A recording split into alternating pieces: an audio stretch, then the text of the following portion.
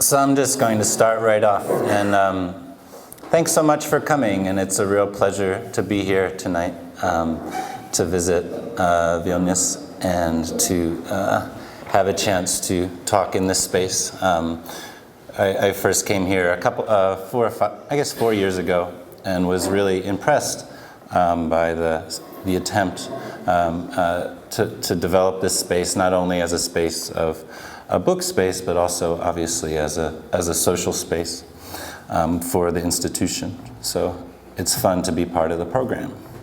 My name is David Senior, and what we'll talk about tonight is publishing within art and design that has to do with the use of the book or the journal or the magazine as a container for new ideas, of a tool for avant-garde art practices in its original impact and in its idea, but also the radicality in creating alternative networks for distributing art, for the direct production and exchange of works through little publications. Often it involves a kind of maverick sensibility, a sensibility of even a jokester or a trickster, something that goes against the grain in some way. These are projects that I'm attracted to, and what I use to sort of tell the story of experiments in printing, experiments in publishing, in art practices, in design practices. Whenever you try to tell a story like this will be sort of a general survey. I'll give a set of examples. The first half of the talk will be a set of examples each example will be sort of emblematic of aspects of this spectrum that I perceive in the collection that I work with at MoMA, and with this sort of legacy of the 20th century art practices, especially the historical avant-garde. But one of the places that I like to start is this publication by Alphonse Allais from Paris in 1897. It was called the April Fool's Day album. And what Allais did, he created a portfolio that was based on paintings that were in a salon that was called the Salon of Incoherent Art that was in Paris in 1893. And Allais was a writer, an essayist, a satiricist. He was a participant in the cabaret scene in Paris at the time. He was friends with Eric Satie and sort of proto-Dada art experiments and cabaret scene. But for this portfolio, the April Fool's Day, the first set of examples, there's two contents in the portfolio, and one is a set of monochromes. The blue one, you can see the translation is the stupor of the young naval recruits. French naval officers would be in blue, seeing the Mediterranean for the first time. Or this one is young men known as greenbacks, in the spring, laying in the grass on their stomachs, drinking absinthe. Here is angry cardinals, or red birds, picking tomatoes by the Red Sea. And this is young women receiving their first communion in the snow. And then the second part of the album is a score, and it's the funeral march of the great deaf man, someone that can't hear. And it's an empty score. So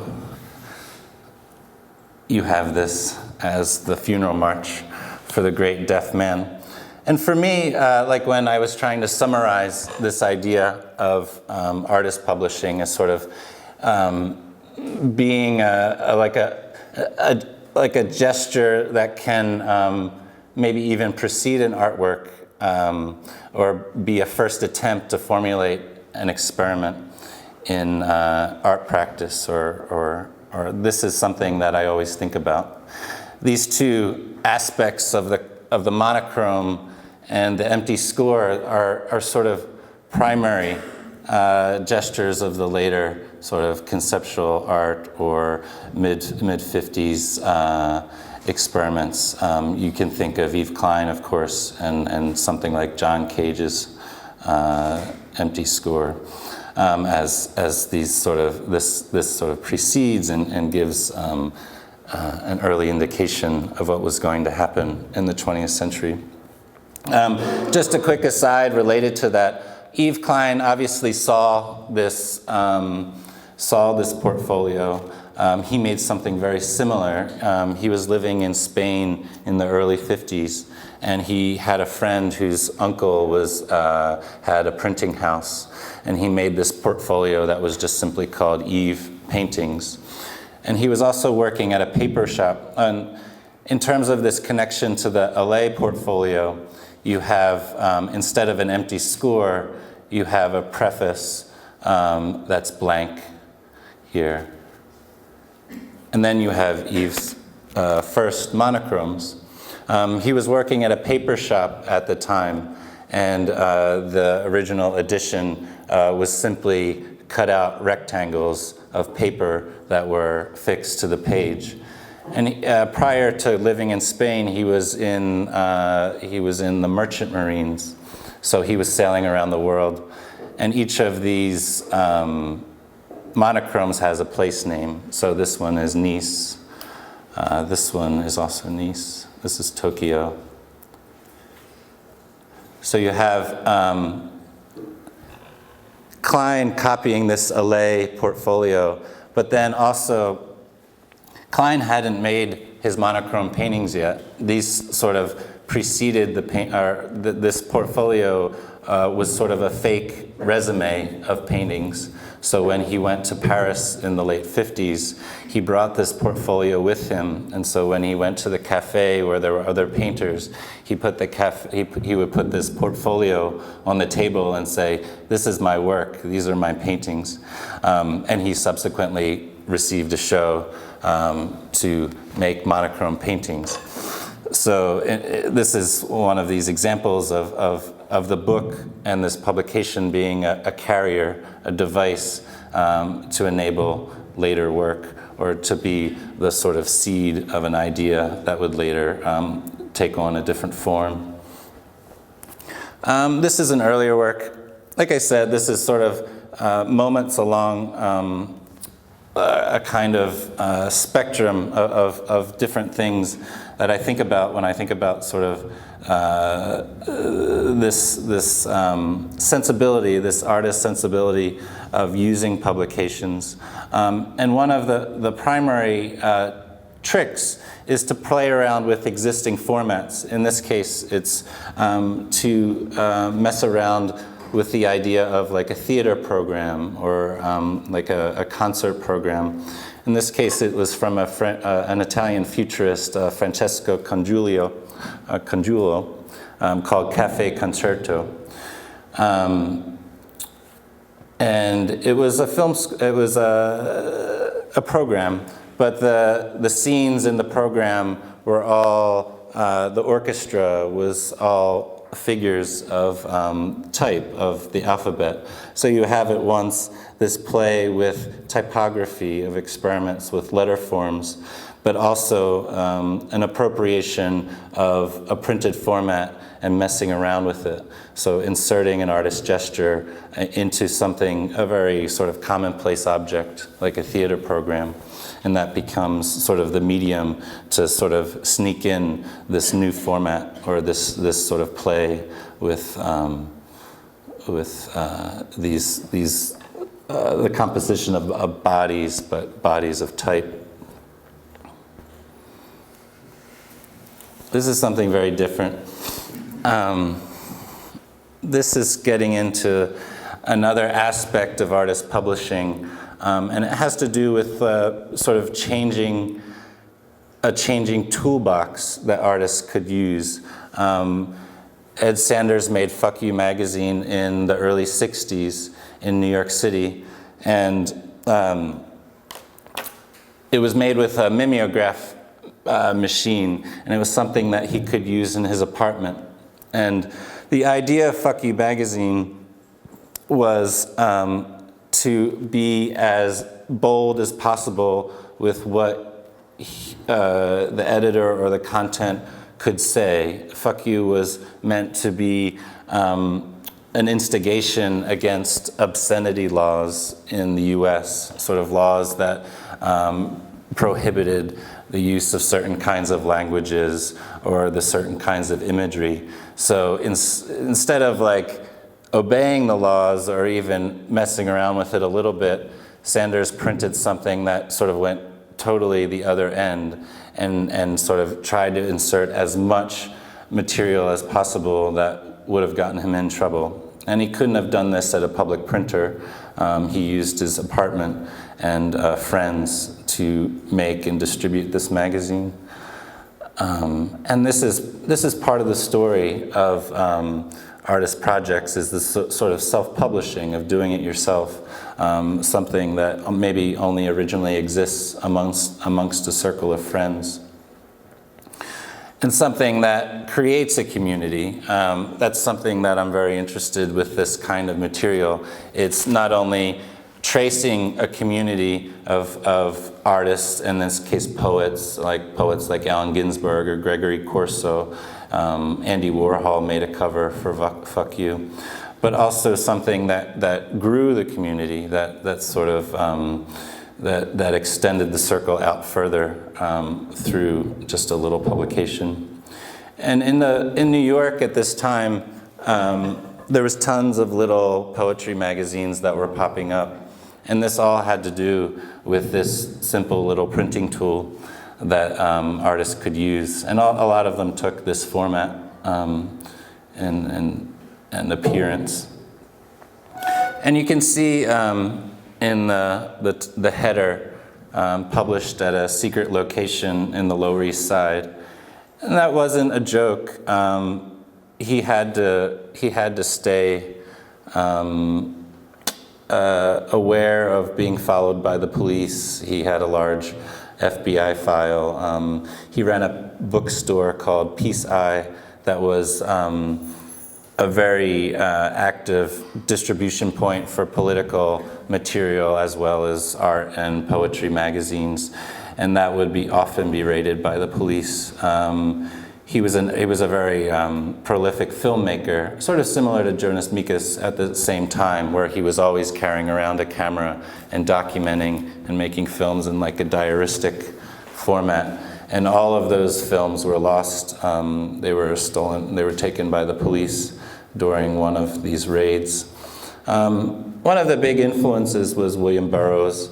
They often used language that Burroughs was found in Burroughs' writing, like this quote, total assault on culture. And this was the idea, and this was what continued to happen throughout the short history of Fuck You. And then Sanders went on to found a band called the Fugs, which did a similar thing, but within sort of the genre of contemporary rock at the time. Sort of, he would open for Jimi Hendrix or Frank Zappa with his band, and their lyrics were inflammatory and doing kind of the same thing as Fuck You tried to do in terms of pushing up against obscenity laws and being very political at the same time. But for this purpose, the takeaway should be Sanders' editorial statement, which each issue of the magazine simply stated, "I'll print anything." Another example, and this will be the last one in this sort of listing of like a broad spectrum of publications from the early to mid-20th century, was the Whole Earth catalog. I did an exhibition at MoMA of publications that were listed in the Whole Earth catalog.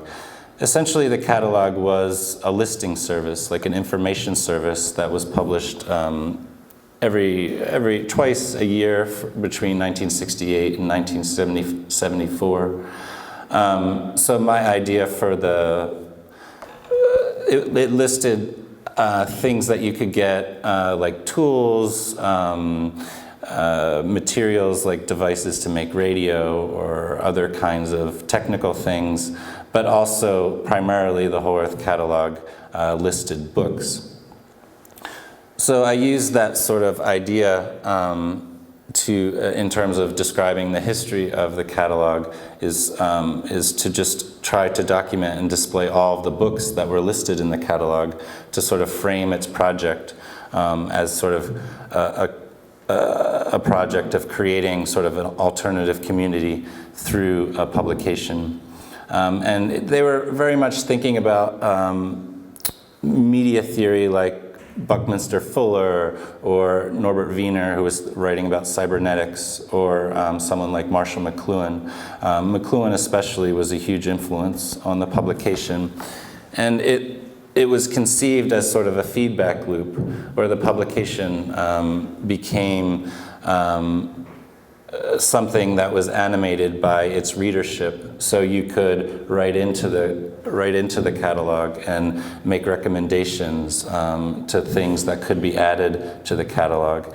And a lot of the books that were listed were sort of things that were being produced by the readership of the catalog. So in that way, it sort of completed this feedback loop of a publication and an audience, sort of a call and response activity that was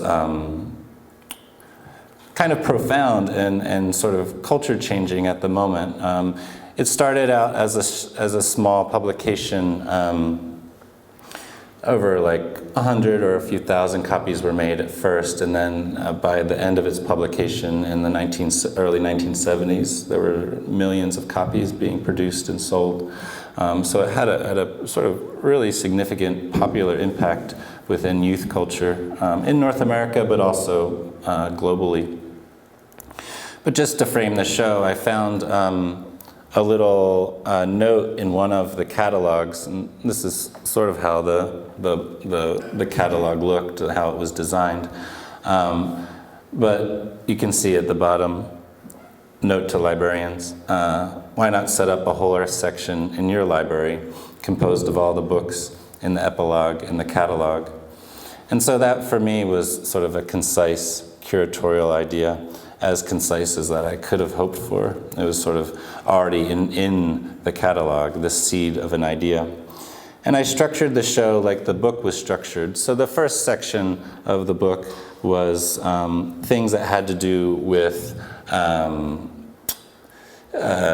building your own structures. That was the thing that became sort of related to hippie culture at the time, was this idea of going back to the land, creating your own alternative communities, communes, that kind of thing. And this is the thing that you could have found in the Whole Earth catalog. In this case, this was a commune in Colorado that published a book about how to build your own dome. This is a book from the show that was an instruction manual of how to build inflatable devices or inflatable structures by the group Ant Farm. This is an issue of Archigram that was a really notable publication from London at the time.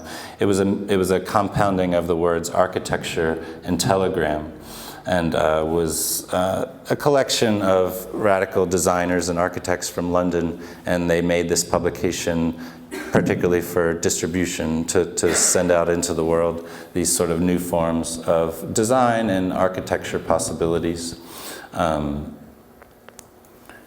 another main section of the catalog was tracing the publications of sort of this new media movement of new computer, a moment where like the personal computer was on the horizon, as well as making your own television.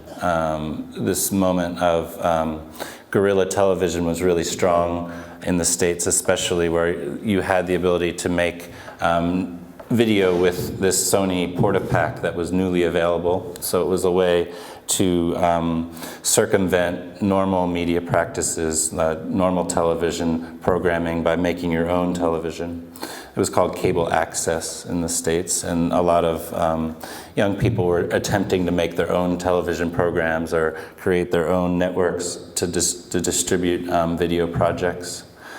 All of this sort of falls under the umbrella of things that were being discussed and thought through the sort of keywords of Marshall McLuhan at this time. He was a really prominent public intellectual, and all of his books were listed in the Whole Earth Catalog.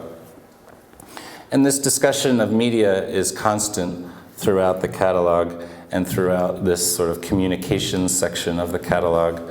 Idea about liberating media from centralized control, of private ownership, of commercial sponsorship. And this sort of parallel idea of controlling the radio, making your own radio, making your own television, corresponds directly to this idea of making your own publications. So these were all grouped under the same umbrella of new media practices and sort of taking control of the means of making the media. This is from the catalog in a, where's that? Sorry. So it gets at sort of this image gets at this specific sort of moment in thinking through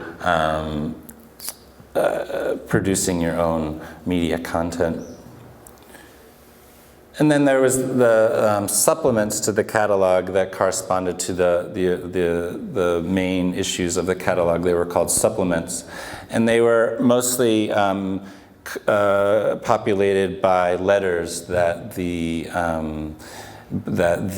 readership would write in, and it would create a whole discussion about what was being done, different meetings that were happening within this sort of scene and of connected communes in the southwest and west of the United States.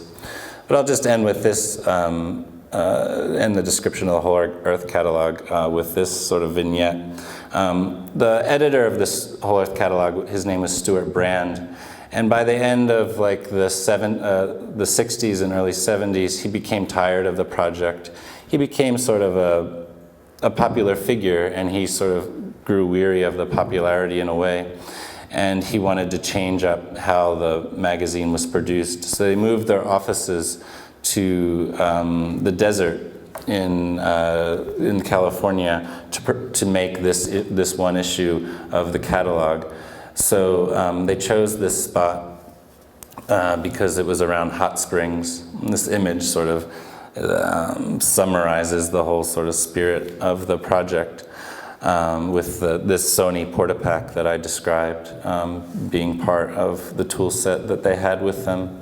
But they built this, the art collective, Ant Farm, built this dome or inflatable bubble in the desert where they produced the catalog. All the editorial process happened in this bubble in the desert. It was a total disaster. There was big windstorms. They didn't last. It got cold, and it was generally a failure. But they made. But it was this idea sort of just gets at sort of Stuart Brand's idea of a publishing practice completely on his own terms, this sort of like maverick sensibility to change up if something had gotten a little too institutionalized, to stop, in fact, at the height of the catalog's popularity. This is an issue of Rolling Stone, which was sort of the publication of record for youth culture at this time in North America. And this issue of Rolling Stone documents Stuart Brand's announcement that the Whole Earth Catalog was ending. And he staged a big party in San Francisco and invited all of the people that had contributed to the catalog to come. And all of the people at the party could suggest what they would do with the money that they had gained through the publication process. They had a long discussion throughout the night. Stuart Brand put the sum of money that they had gained on a table and said, we're going to decide what to do with it tonight. So this is him sort of managing the meeting of everybody, sort of offering ideas, and this sort of collective attempt to figure out what to do next, or what to do with the proceeds from the project. That again was kind of a failure. They didn't quite decide that night, and it didn't get decided for a little bit of time. But it sort of gets into this idea of this publishing as performance, and performance as publishing, in a way that, or a publication being performed with a readership that happened in the pages of the catalog, as well as in events that they staged. And that's something that I'll come back to now with artist practices. This is the editor, Stuart Brand, looking at the show, looking at the Whole Earth catalog a few years ago at MoMA. So that sort of ends this sort of section of thinking of historical precedents that describe maybe a spectrum of self-publishing that could describe or illustrate some of the things I think about when I think about this genre, this approach of publishing and using the book form for various to various ends. The next section will be about artist publishing, artist books, what we now can describe as artist books, and what in 1963 you couldn't necessarily describe, and there wasn't necessarily the same kind of terminology. This is an ad from Art Forum in 1964. Ed Ruscha, an artist from California, in 1964 was working with Art Forum as a graphic designer, and they owed him money, so instead of getting paid for 1 month, he asked to take out an ad, and the ad was to describe how Ruscha had sent his book 26 Gasoline Stations to the Library of Congress, which is like the Library of Record in the States, and they returned it to him with a letter stating that this wasn't a book. Which is funny. But it gets at this awkward moment of trying to describe what an artist book is, or what an artist book was in the early 60s. It wasn't a genre or format that people really knew what to call it. It was something that didn't really look like anything else you were encountering on bookshelves.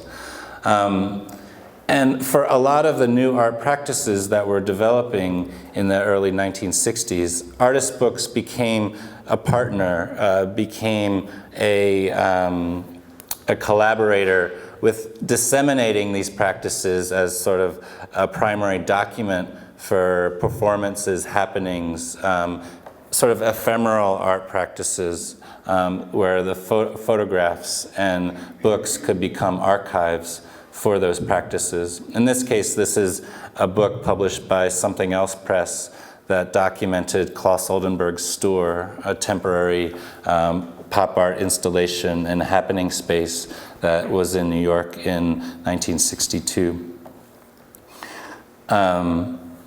This other great example of this sort of phenomena of using the book as a sort of archival container for sort of ephemeral art gestures is Andy Warhol's index book.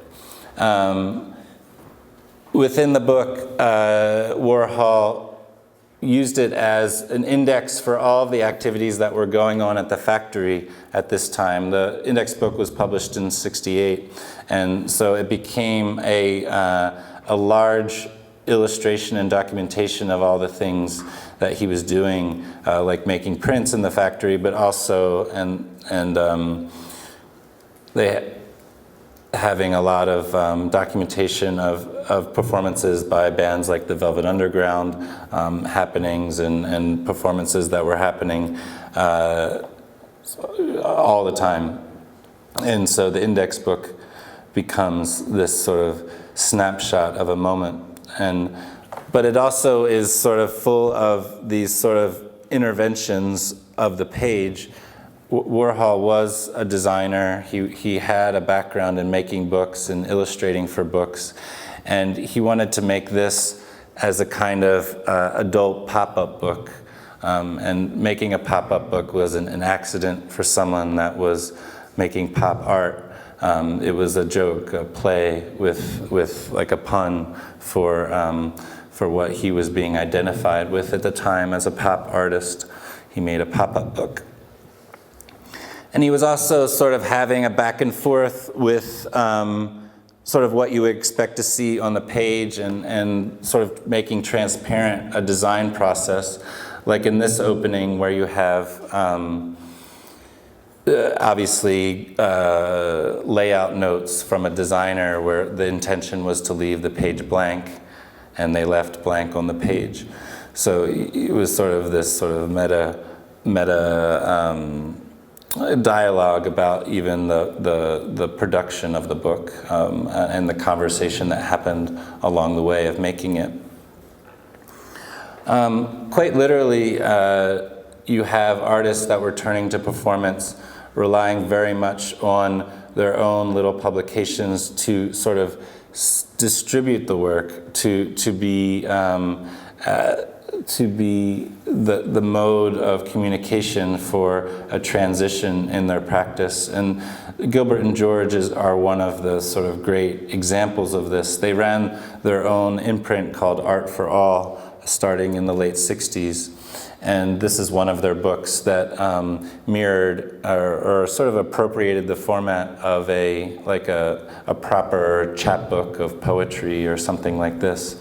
But it contained documents of sort of their new transition as living sculptors or living sculptures. And in this case, they were using the postcard as another way to transmit sort of their new sensibility as artists. This is something that they called postal sculptures, where they would send it around to a mailing list and have sort of just very simple descriptions on the back. Having a lovely time, wish you were here, Gilbert and George. And just having an image of them in the countryside as sort of the descriptive image. And in this case, they would, this is called a mailing, another like greeting card that contained a description or greeting, as well as little photographs that documented some of their performances. And also in this little letter to their mailing list, they pasted down little actual materials from their performances, like makeup or tobacco or hair or pieces of their clothing or even pieces of food. And you see in the middle, so do contact us.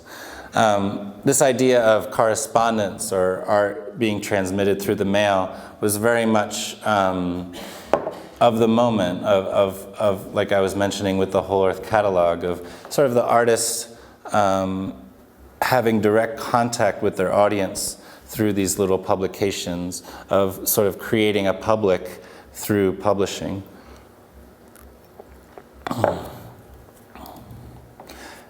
This little book by Keith Arnett really describes, again, this moment where new media could be coupled with new kinds of television programming and also new kinds of publishing in print.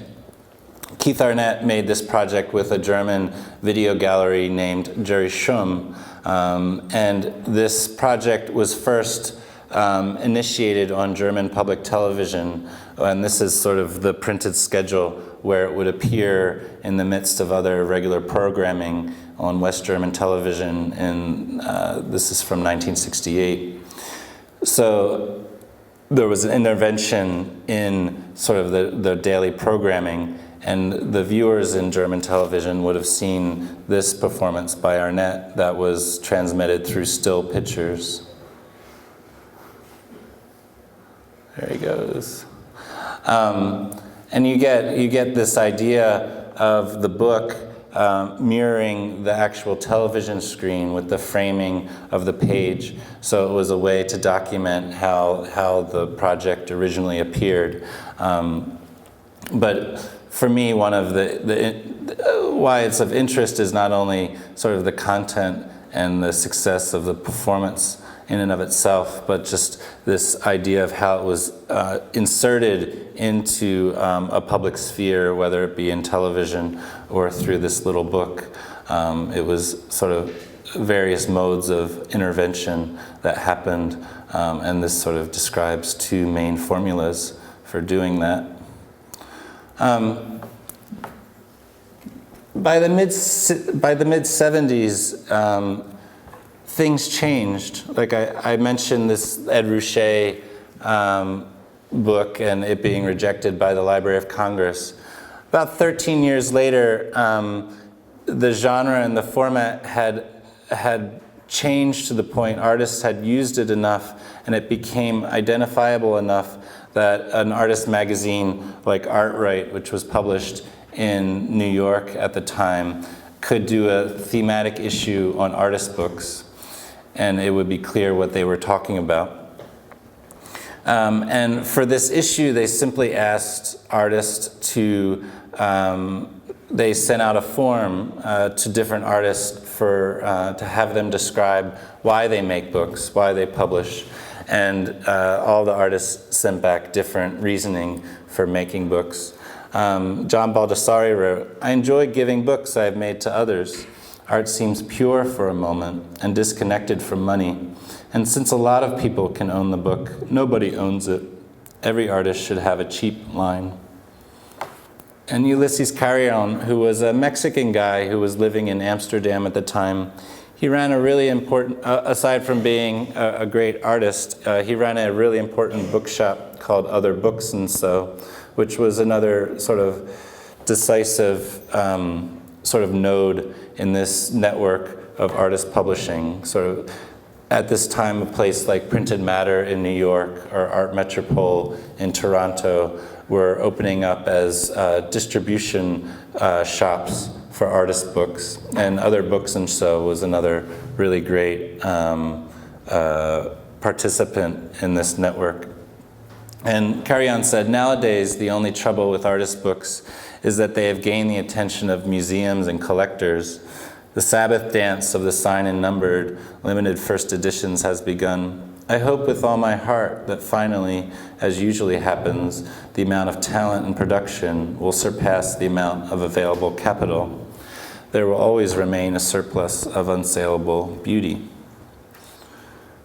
And Lucy Lepard, this is a quotation that is repeated a lot and really gets at sort of a conflation of aesthetic reasons for publishing, but also very political reasons for publishing in the art sphere at this moment.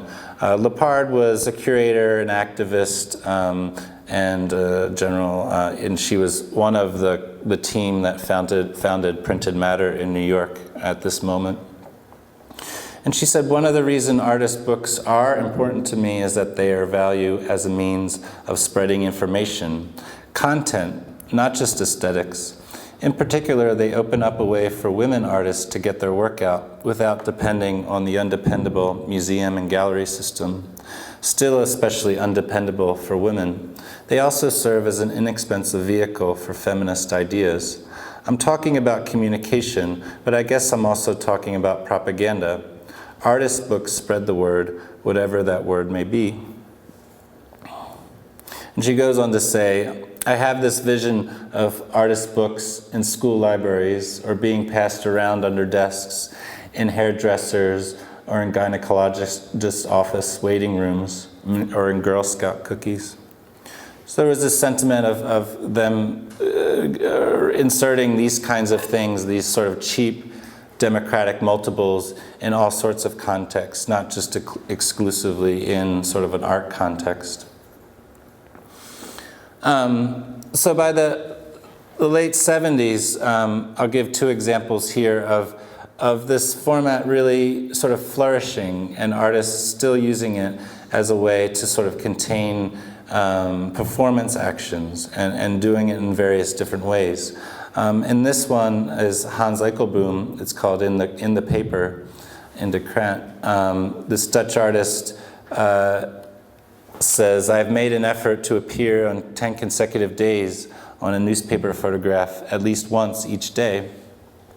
So the book becomes just a description of all these instances where the artist appears in his local newspaper. He was living in Arnhem at the time in the Netherlands. You can see him in each of these, this sort of like long-haired dude like lurking in the back of these like public events. There he is back there. He would go to like ribbon cuttings, like construction things. He's there. Like town hall meetings. This one's a little grim, like a traffic accident.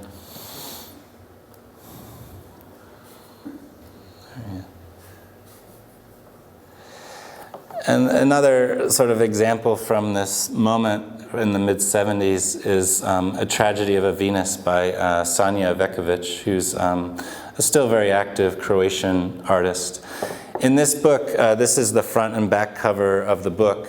Veković matched a tabloid article of Marilyn Monroe with images from her own personal archive of snapshots, and tried to match somehow, find an image of herself that matched somehow the gesture of Monroe in the tabloid article. And each spread was this sort of diptych of the Monroe image with Veković. She didn't stage these photographs, they were just from her own sort of collection. So the project became sort of matching this sort of gesture to things that she already had collected of sort of snapshots of herself from her past. And it kept sort of each one kept the tabloid caption to the image. This one is Still Without Self-Confidence. This one is Sad and Melancholy. And this one is Always a Member of High Society. And this book was published in Zagreb as a result of a show that she had at the Contemporary Art Gallery there, and also a show that she had at the Student Art Center in Zagreb. And this image actually leads up to the next section of slides. Veković was part of a very active scene of artists working in the early and mid-70s in Zagreb. She provided access she had a studio that she transitioned into sort of an artist-run space called Padrum, as well as just being active in supporting sort of slightly younger artists that were living and working in Zagreb. And a lot of them relied heavily on, here's some more, pleasant and unpleasant encounters with the telephone. A lot of them relied heavily on publications as a means to distribute their work, especially in sort of a political and social situation where sort of their kind of experimental art practice wasn't totally incorporated in sort of official galleries of the time. And so they sort of created a context with these publications for their own work and for the work of their friends. These books were all collected in a show that I did in 2011 at MoMA called Scenes from Zagreb. In the foreground here, you'll see a lot of accordion fold photo books by the artist Mladen Stilinović. And he was sort of one of the main figures in this scene that I was trying to trace from the 70s in Zagreb. And he was part of a collective called the Group of Six Authors, or Group of Six Artists. That was a group of friends from art school that started to conduct public performances in Zagreb, especially Zagreb, and there was a few in Belgrade. And during these performances, they made little books and issues of their magazine, May 75. So it was sort of at once a site of production for publications and also a site of distribution for these little books. They called these performances exhibition actions. That was a phrase that Stalinovic coined.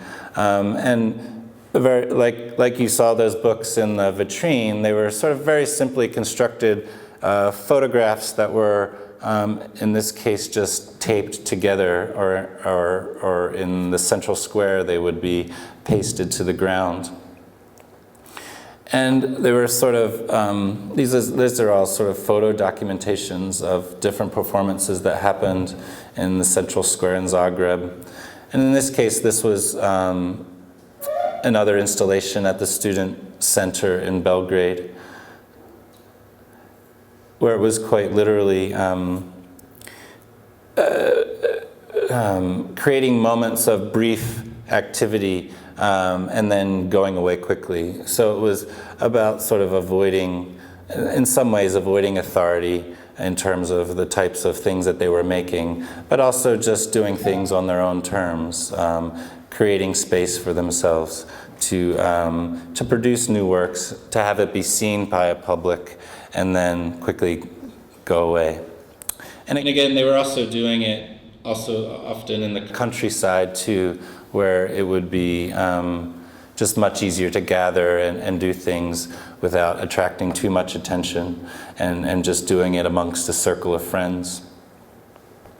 There were a lot of other kinds of formats that they did. They created large signs, different text works that were installed in these settings. But again, they were very temporary, and the things that sort of lasted from these exhibitions were the little books.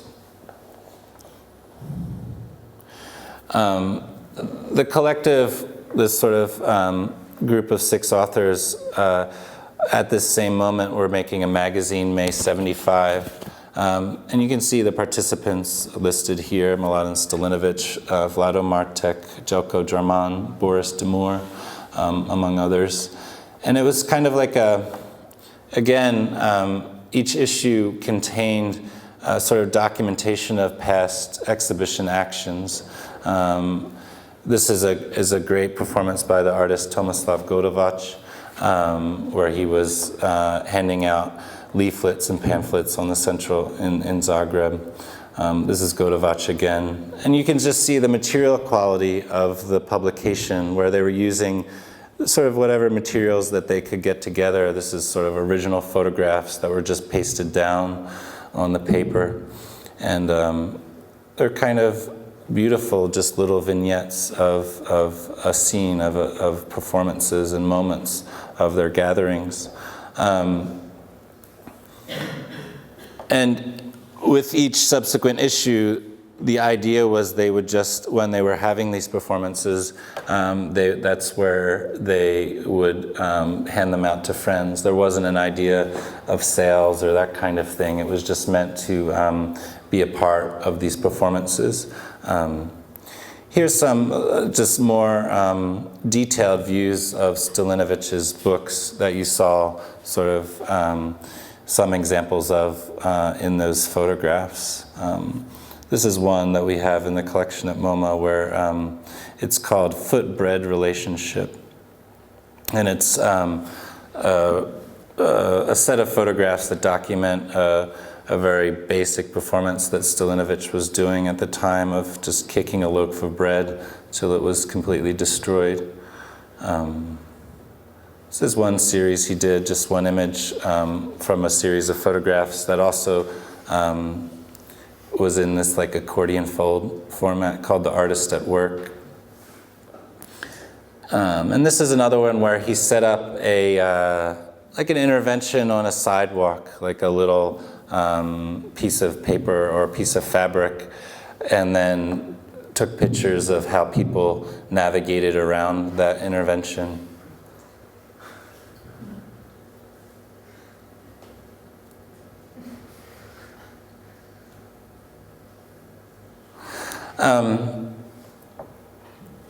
So that was the end of sort of the more sort of historical 20th century stuff. And I'll just end here with a description of one project that happened a few years ago that was an attempt to sort of describe or illustrate contemporary publishing, illustrate how this kind of sensibility or effect in terms of making little publications in the sphere of art and design still is persisting and still is very active in various global contexts. So Millennium Magazines was an attempt to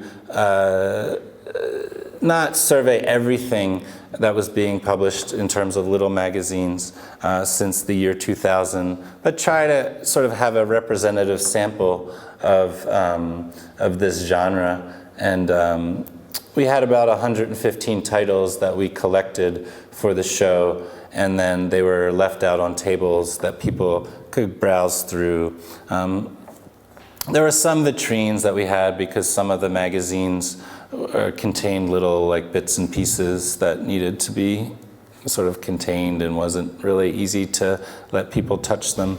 But for the next images, I'll just point out these screens that were above the exhibition. And one of the ideas that we had was we asked participants to send in images of things that sort of illustrated their process of making their publication, things that were either conceptually descriptive of what they thought about when they made publications, or just simply documentation of their process. It was sort of like in that spirit of that issue of Art Right magazine where they asked artists to describe why they make books in the 70s. And so I'll just go through some of the images now that we were sent. And this one is Underscore Quarterly, a little zine that two designers made in Brooklyn for a few years. And they sent us images of things that went wrong in the printing process, just things that got messed up.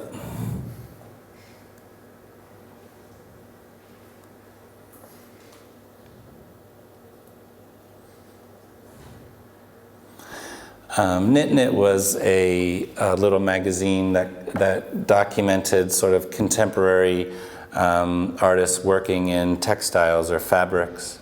And this artist, Sabrina Geschwatner, that makes the magazine, sent us some images of her actually like collating the magazine by hand, or for one of the special issues, she fabricated a little jacket for the issues. So this sort of fabric would have wrapped around the issue.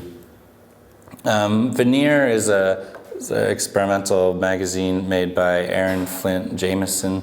He lives in Portland, Oregon. And he sent us a picture of his cat, and also him documenting Veneer. And also, at this moment, he was also doing like little interventions in New York. In this case, he just once he did this, where he rented out an empty office space in an office building in Midtown in New York and set up a distribution office.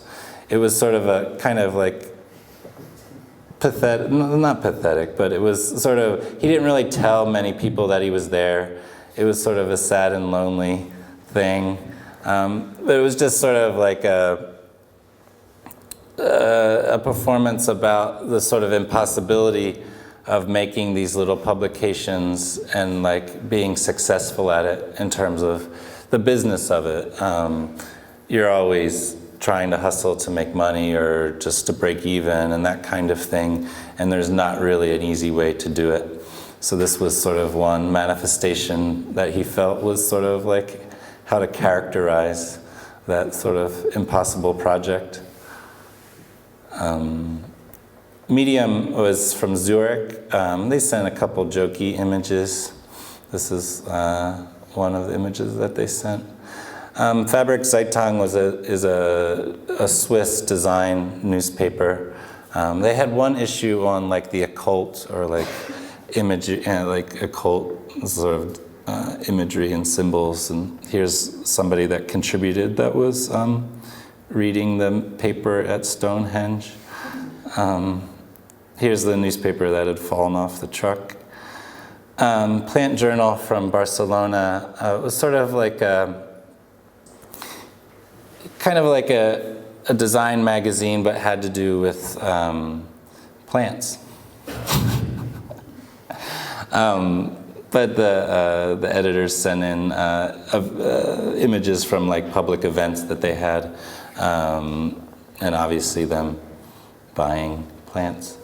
LTTR was a publication from Brooklyn that was sort of a queer feminist publication that was a collective of 5 women artists. That the acronym changed for each issue, but in this issue it was called Lesbians to the Rescue.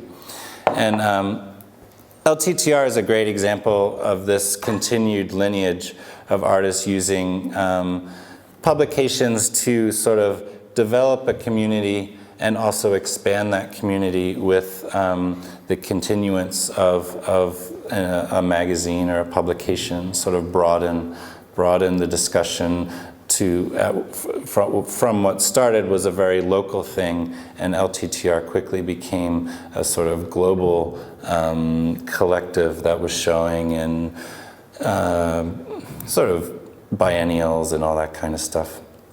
But this is an image from the Generali Foundation in Vienna where they had like a mini residency. But each issue was coupled with a performance that they planned and often orchestrated with an institution or art space. This is an event that they had in art in general in New York called Practice More Failure. That was just one big party. But again, it was sort of this publication that created a community, maybe a community that didn't necessarily exist before the publication started. And they often had parties to help with just the general production of the magazine, like when they had to print or screen print covers or collate the magazine, they would have studio parties and that kind of thing. This is an event that they had on the street in New York outside of where the shop Printed Matter is. This is from like 2005. This is a little zine by Ryan Forrester, an artist that's sort of now like shows in galleries and that kind of thing. But when he first came to New York, this was how he had his practice as making this little zine.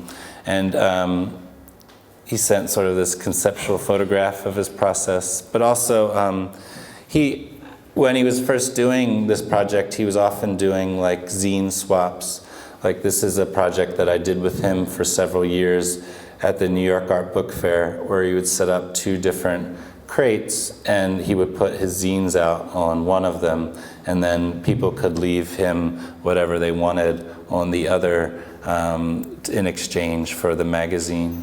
So he's just someone coming up with creative ways to sort of interact with sort of the commerce of making a publication, or the lack of commerce or the lack of his interest in being involved in commerce with his publications. And I'll just end here with just 3 images from a publication, Correspondencia, from Argentina, from Buenos Aires.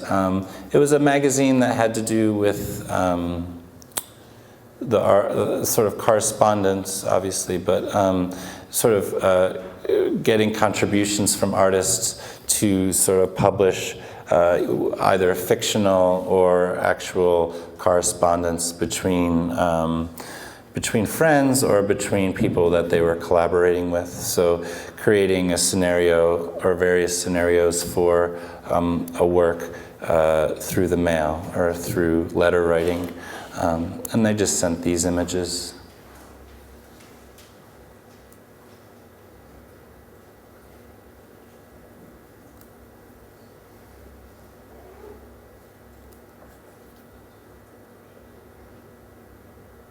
Great.